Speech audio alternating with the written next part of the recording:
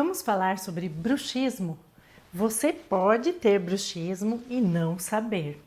Muitas pessoas rangem os dentes, apertam os dentes e nem percebem.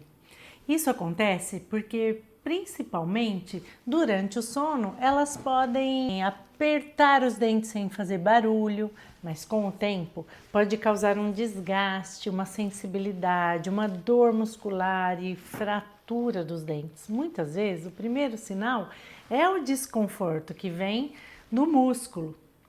Quanto antes você identificar o bruxismo, é melhor e mais simples de controlar. Se você sente tensão ou dor ao acordar, dor muscular, você precisa investigar. Se você conhece alguém que tem bruxismo, compartilhe esse vídeo. Se esse conteúdo, os conteúdos na odontologia são importantes para você, se inscreve no canal, deixa o seu like para eu saber que esses vídeos te orientam. Então o bruxismo, ele pode ser bruxismo com barulho, ranger dos dentes, ou o bruxismo de apertamento, em que o paciente aperta sem fazer barulho.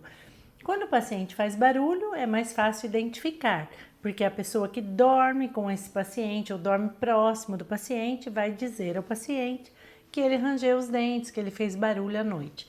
Mas se o bruxismo é do tipo só apertamento, sem ranger, só aperta, o paciente precisa sempre ficar atento nas dores musculares, nos desgastes que tem nos dentes. Se o paciente fraturou uma restauração ao longo de um ano, já é um sinal de alerta para bruxismo. Se ele fraturou 2 restaurações ou 2 dentes durante o ano, é um alerta muito importante de que o paciente é bruxista. Então, a melhor escolha é que você converse com o seu dentista. Quebrar os dentes não é normal, quebrar restaurações não é normal, acordar com muita dor em um lado ou no outro não é normal e fazer barulho ou apertamento durante o dia e durante a noite também não é normal.